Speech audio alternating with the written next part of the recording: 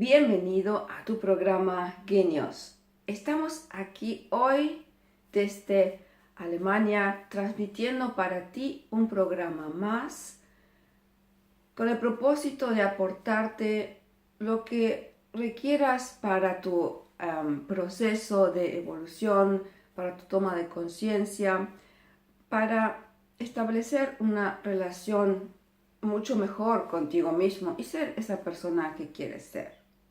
Gracias por darme la oportunidad hoy de estar aquí para apoyarte en este proceso. Mi nombre es Isabel Schöne y soy instructora con programación neurolingüística, coach y facilitadora de procesos de cambio con programación neurolingüística.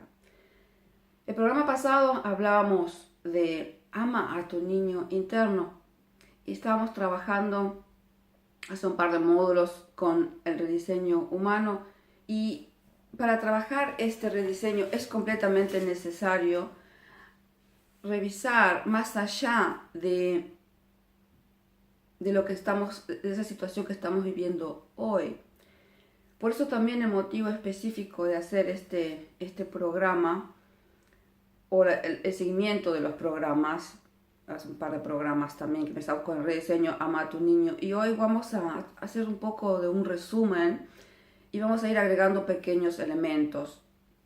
Y te decía que para hacer este rediseño, necesitamos ir un poco más allá de lo habitual, ya que vamos a descubrir por qué hacemos lo que hacemos, cuál es el motor que nos mueve a hacer esas situaciones repetitivas de lo que hacemos consciente e inconscientemente. ¿Por qué hacemos lo que hacemos? Y realmente hay muchas creencias, muchos programas que no cuestionamos, y al no cuestionarlas, tomamos esa información como valedera. Eso tiene una historia trascendental, una historia larga, pero hoy vamos a ir a no historias, sino vamos a ir a casos concretos. ¿Y por qué no cuestionamos lo que hacemos? Como te decía, por costumbres, porque siempre ha sido así, porque lo hacía ya mi mamá, mis padres o mis abuelos. Son cosas que vimos que cómo hacían los demás, incluso si éramos niños en la casa.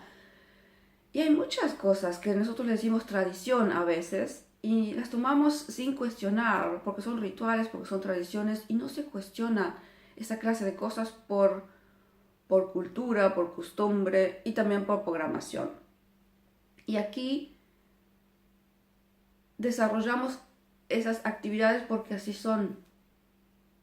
Aquí hay un factor importante que quiero recalcarte también. Y vamos a hacer como una metáfora. Si tenemos un recipiente y en ese recipiente que éramos nosotros de niños, se van poniendo cosas, costumbres, como te decía, experiencias, vivencias, y todo esto va en ese recipiente. Eso va tomando como recipiente estas experiencias vividas por ese niño. Entonces, lo que pasa es que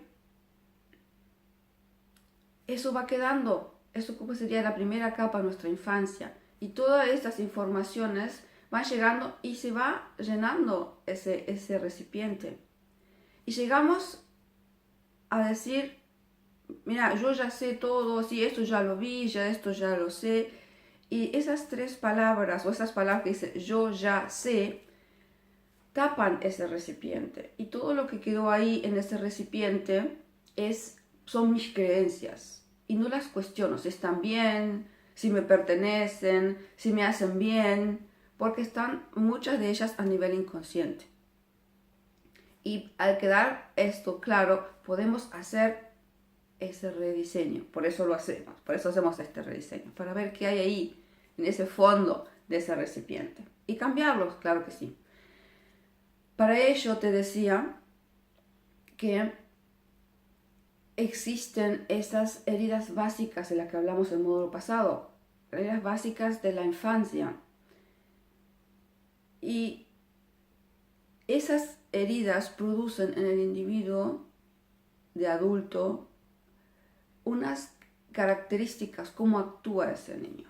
Por ejemplo, un adulto que ha sufrido esa emoción, esa sensación o ese abandono físico incluso, es una persona que se abandona a sí misma también. Para recalcar que tiene esa herida, tiene que hacer un proceso, que ya sabes, ese barril, ese proceso, donde el resultado sea la sensación de abandono. Y hay, por ejemplo, situaciones donde esas personas tienen como escrito en la frente, abandonen. Es un programa, es algo que está ahí latente y una persona no le es inconsciente. Tienen una pareja, se casan, tienen hijos y es abandonada. Y con el segundo también. Entonces eso es un ciclo trágico, le decimos también. Disculpen. De ciclo trágico determina esas conductas para que esta persona sea abandonada y recalque esa herida, digamos, esos pensamientos. Y como es repetitivo y a nivel inconsciente, la persona no se da cuenta, pero siempre está actuando con el mismo patrón. Y ahí es necesario hacer el rediseño. Lo mismo ocurre con la persona que ha sentido rechazo. Esa persona que se ha sentido rechazo también tiene conductas. Esa persona es aquella que se toma como, por ejemplo, digamos, un bueno para nada. ¿Qué quiere decir esto? Que él hace cosas bien. Sin embargo, cuando uno le da la sensación o le dice que bien que ha hecho algo, un X, la persona siempre dice, no, yo en realidad, no, tan bueno no está, o no, eso no salió tan bien, eso lo hace cualquiera. Siempre se rebaja porque no se siente merecedor. Entonces se rechaza y hace la conducta para que lo vuelva a rechazar, para recalcar esa herida. Ese es el proceso mental que uno hace para darse cuenta de esa herida que tienen entonces cuando uno es más consciente de cómo está actuando y por qué está actuando de esa manera.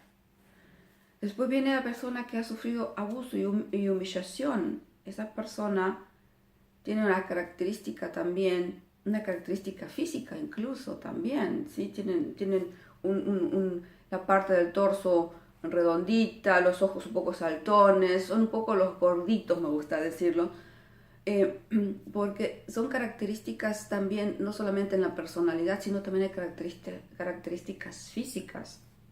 Y eso, por ejemplo, es una característica de la persona que ha sufrido humillación o abuso, que son personas que se desviven por los demás, que hacen siempre por los demás, y están siempre preocupados por los demás. ¿Por qué? Para no preocuparse de sí mismos.